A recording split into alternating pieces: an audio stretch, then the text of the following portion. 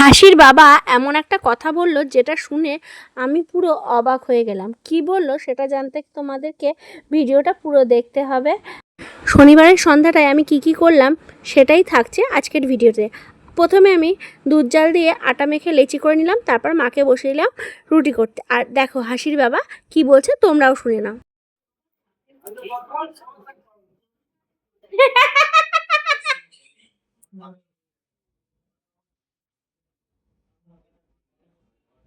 আলু বানানো খুব ভালো করে। হ্যাঁ হ্যাঁ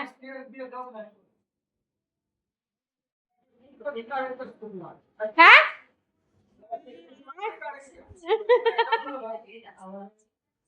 তোমরা শুনলে নিশ্চয়ই আলু মাখার মধ্যে তোমার বিনস গাজর এসব দিয়ে একটা তোমার মাখামাখা করে ওটাকে পাউরুটি অথবা ভাত দিয়ে খেয়ে নেয়।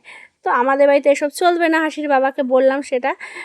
তারপরে আমি চলে গেছিলাম সুজি করতে। আসলে সুজি দিয়েই তো রুটিটা খাওয়া হবে, তাই দুধটা দিয়ে সুজিটা বসিয়ে দিয়ে আমি চলে গেলাম কি করতে বলো তো, বেসিনে প্রচুর পরিমাণে বাসন জমে গেছিলো, সেগুলোকে ঝটপট করে তোমার মেজে নিচ্ছিলাম। আমার কিন্তু এডিট সেকশনের এই যে সেকশনটা না খুব ভাল লাগে, বেশ সব কাজগুলো কত তাড়াতাড়ি স্পিডে দেখানো যায়। এরকম বাস্তব জীবনেও যদি এরকম সমস্ত কাজ স্পিডে হয়ে যেত কত ভালো হতো না।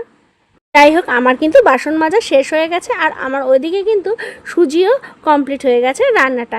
এরপরে শাশুড়িমাকে বললাম যে আপনি সবাইকে এবার টিফিনটা বেড়ে দিয়ে দিন, কারণ রুটিটা আমার হয়ে গেছিলো।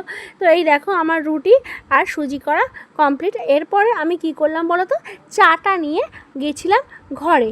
আর ঘরে এসে যা দেখলাম তোমাদেরকেও দেখাই। পুরো হাসি ঘরটাকে লণ্ডভণ্ড করে রেখে দিয়ে গেছে, আর সে আশ্রয় নিয়েছে আমার বকার ভয়ে কাকার ঘরে চলে গেছে। তো চাটা আমি খেতে বসে পড়লাম। তা নিয়ে সবে মাত্র ঘরে চলে এসেছি, আর দেখলেই তো সুজি রুটি করেছি। তো সুজি আমি খাবো না, আমার ভালো না, খেলেই গ্যাস হয়ে যাবে। তো এটাই চা আর বিস্কুটই খেয়ে নেবো সন্ধ্যাবেলা। আর হাসিকে এখনো পড়াতে বসায়নি, কারণ হলো তোমার রাত্রেবেলা আজকে তো নিরামিষ। তো নিরামিষে কি রান্না করবো, আর ইচ্ছা করছিল না, বাঁধাকপি করেছিলাম সকালবেলা, তো সেটা দিয়ে আর রেখে দিয়েছি। আর ভাত প্রায় নেই, তো খিচুড়ি দিয়ে আর বাঁধাকপি দিয়ে খাবো রাতের বেলা আজকে।